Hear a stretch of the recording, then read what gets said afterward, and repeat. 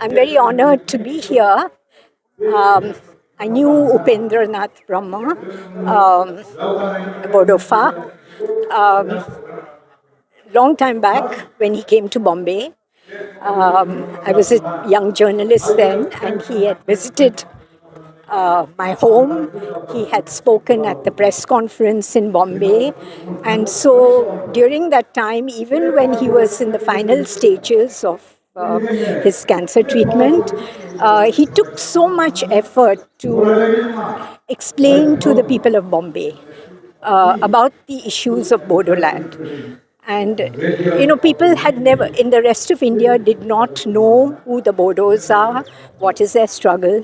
So even till his last dying breath, he spoke about your struggle. He was working for you. I don't know how he managed to do that with the kind of treatment he was taking. And unfortunately, he passed away at that time, and I happened to be on the flight when they were bringing his body back to Assam and to Bodoland. And I was on the same flight, and when I witnessed the lakhs of people who had gathered to pay homage to their most revered leader. And in my view, he was not just a leader of the Bodos, he was a northeastern leader.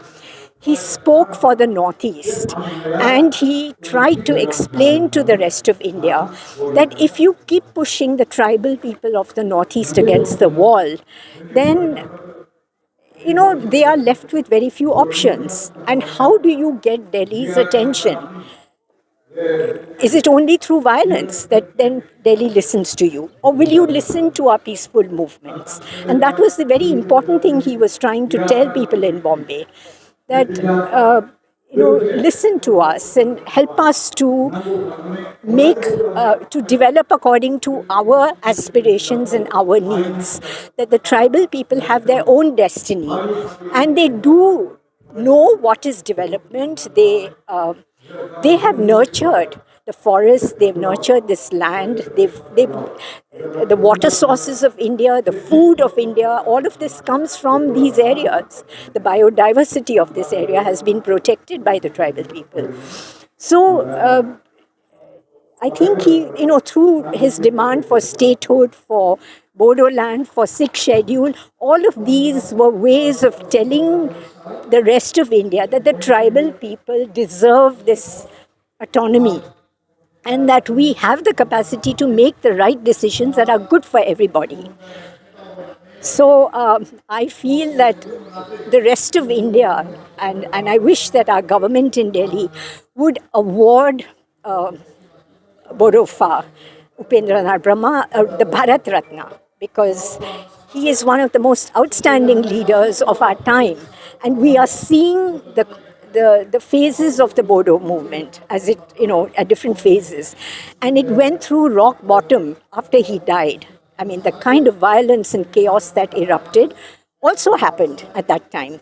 And it was a very challenging situation for the Bodo leaders to deal with. And there was hostility all around. And yet, you have managed somehow, and led by Apsu, the legacy of Upendra Brahma. Apsu was such a powerful force in bringing the communities of Bodoland together, and that you united in this demand for sixth schedule. And you have got a government that is working for peace and bringing benefits to all the communities of Bodoland. That is what is required today. And let us not give in to hatred and division, because that you end up being the loser at every step of the way.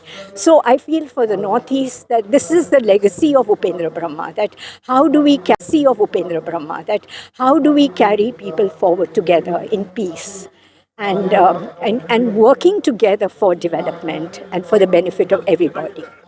So I hope that our government in Delhi will award him the Bharat Ratna. He deserves it, and we in the rest of India will take great pride, as would the Bodos and the people of the Northeast. I want you to know that many people have told me before I came here this time that we are intently watching what the Bodos are doing. and what APSU is doing, and how you are handling the current crisis.